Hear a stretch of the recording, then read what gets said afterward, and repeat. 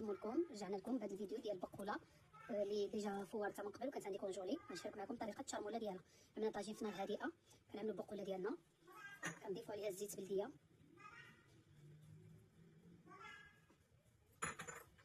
كنضيفوا نص حنطه مزولين العظام حامض مسير ومنقيه مقطعه مرسوات صاري،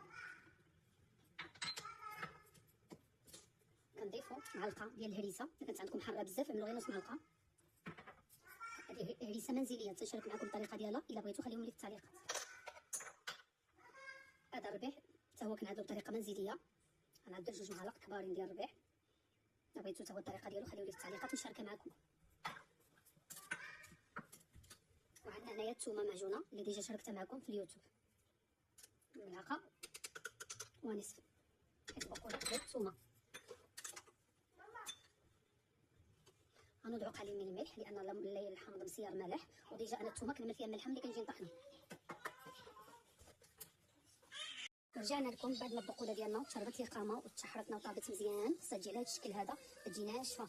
كنزيدو زيت بلديه مع التحريك، وكنزيدو قليل من الزيتون محمض صنع منزلي، كتعملوا الكميه اللي بغيتو، وكنخليوها تزيد تشحر واحد شويه مع ديك الزيتون باش يطلق راسو. ها هي واجده.